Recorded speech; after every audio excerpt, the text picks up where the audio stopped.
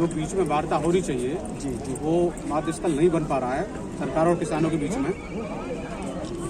लेकिन सरकार को जिस तरीका से सरकार अड़ी हुई है किसानों के प्रति वो बहुत ही निंदनीय है। सरकार को किसानों की मांग है, कोई जायज है कोई नाजायज नहीं है। किसान अपना हक मांग रहे हैं, सरकार से कोई जागीर नहीं मांग रहे हैं। सरकार कह रही है कि इन कानूनों से किसानों का फायदा होने वाला है, लेकिन जो किसान है वो समझ नहीं पा रहे हैं इन कानूनों को। इससे तो आज़ादी मिलेगी, स्वतंत्र हो जाएंगे किसान, भारत के किसी भी हिस्से में अपनी फसल का जो है उचित दाम जहां मिले वहां बेच सकते हैं किसान। और किसान जो है बरगलाए हुए हैं, भड़के हुए हैं किसान किसी विपक्ष। किसान सरकार क्या कहना चाहती है कि किसान पागल है, किसान अनपढ़ है?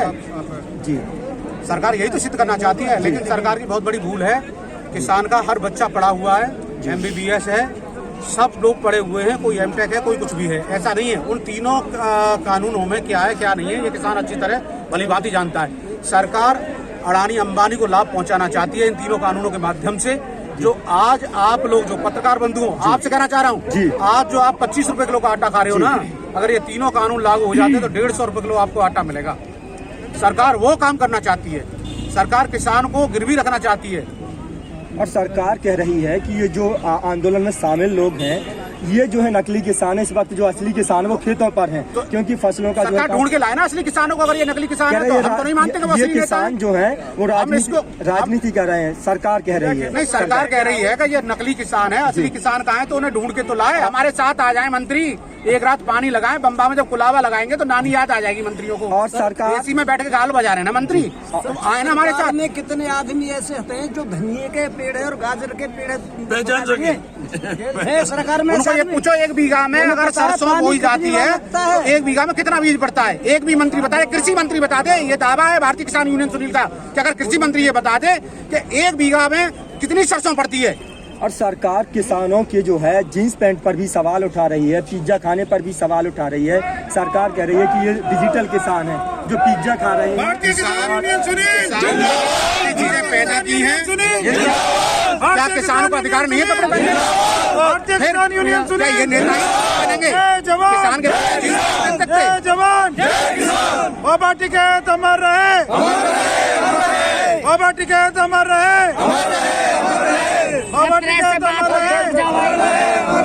मोदी तेरी तानाशाही नहीं चलेगी, नहीं चलेगी। मोदी तेरी तानाशाही नहीं चलेगी, नहीं चलेगी। जय जवान जय किसान। जिस तरह से सरकार झुकती हुई नजर नहीं आ रही है और सरकार जो है अडिग है, किसान भी अडिग हैं। और जो किसान हैं वो आज सड़कों पर खड़े हुए हैं और बिल्डर जो है खेतों तक पहुंच चुके हैं। तो क्या लगता है कि जो लड़ाई है वो काफी लंबी चलने वाली है? नहीं, अगर सरकार लंबा चलानी चाहती है तो सब चलाएंगे लंबा, कोई दिक्कत नहीं है। लेकिन पीछे हटने वाले नहीं, सरकार को घुटनों पर टेक देंगे।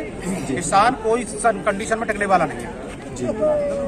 तो कहीं ना कहीं यहाँ पर मौजूद जो किसान है उनका साफ तौर पर कहना है कि जब तक ये तीनों कृषि कानून जो काले कानून कह रहे हैं किसान वापस नहीं आई हुई है महिला मोर्चा की जी चौधरी रामवती सिंह जी।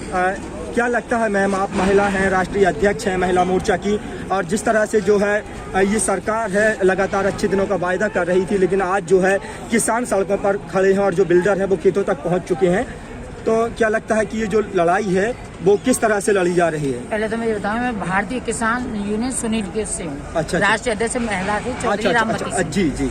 जो किसान अड़े हुए हैं अपनी जायज मांग मांग रहे हैं, किसी में भीख नहीं मांग रहे जी। जो ये सरकार है केवल किसानों को रोड पर ले आई है जी, तो इसलिए जो उद्योगपतियों को फायदा पहुंचा रही है। अच्छा। अडवाणी वगैरह को किसान अपनी मांग लेके रहेंगे, MSP का अपनी मांग पूरी करके रहेंगे। सरकार कह रही है MSP खत्म नहीं होगा, MSP लागू रहेगा। लिखित में देंगे ना, अगर वो नहीं करेंगे तो किसान नहीं मानेगा। अच्छा, लिखित में चाहिए। किसानों का मानना है कि MSP जो है लिखित में दे सरकार, अगर इससे नीचे में कोई बिचौलिया जो है खरीदता है तो उसके लिए जो है सजा का प्रावधान हो, जेल का प्रावधान हो और कानूनी कार्रवाई होनी चाहिए।